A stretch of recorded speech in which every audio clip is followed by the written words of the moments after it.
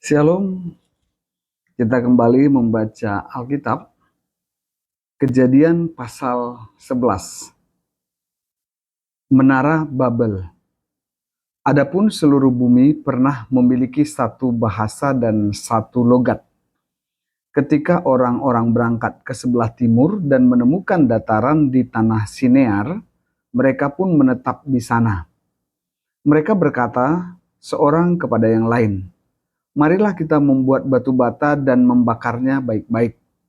Lalu bata itu mereka pakai sebagai batu dan ter sebagai bahan perekat.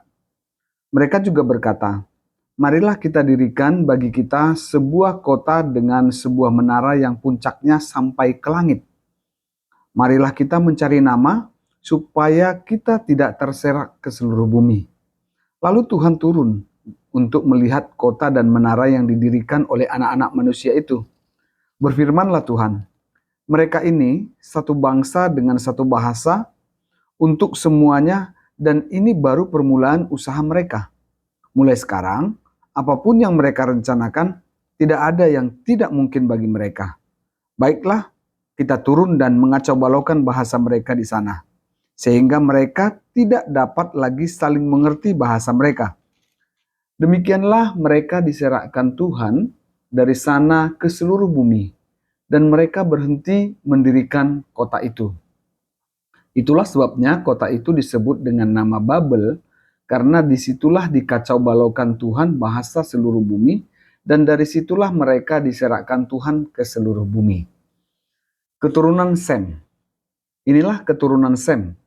Ketika Sem berumur 100 tahun, 2 tahun setelah air bah, ia mempunyai anak Arpaksad. Sem hidup 500 tahun lagi setelah mendapat Arpaksad. Ia juga mempunyai anak laki-laki dan perempuan. Setelah hidup 35 tahun, Arpaksad mempunyai anak, Selah. Arpaksad hidup 403 tahun lagi setelah mendapat Selah. Ia juga mempunyai anak-anak lelaki dan perempuan. Setelah hidup 30 tahun, Selah mempunyai anak, Eber.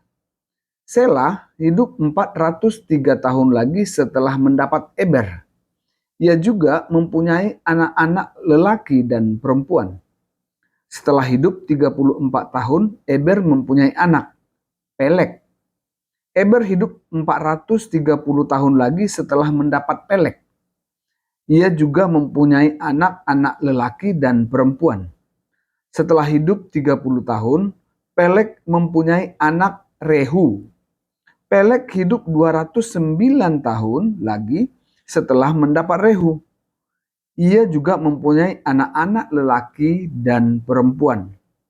Setelah hidup 32 tahun, Rehu mempunyai anak Serug.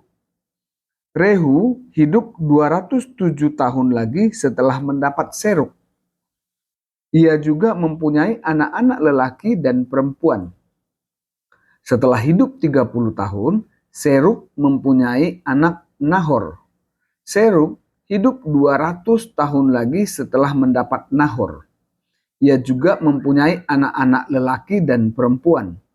Setelah hidup 29 tahun, Nahor mempunyai anak Terah. Nahor hidup 119 tahun lagi setelah mendapat Terah. Ia juga mempunyai anak-anak lelaki dan perempuan. Setelah hidup 70 tahun, Terah mempunyai anak, Abram, Nahor, dan Haran. Keturunan Terah. Inilah riwayat keluarga Terah. Terah mempunyai anak, Abram, Nahor, dan Haran. Haran mempunyai anak, Lot. Ketika Terah ayahnya masih hidup, Haran meninggal di negeri kelahirannya di Ur Kasdim. Abram dan Nahor masing-masing mengambil istri.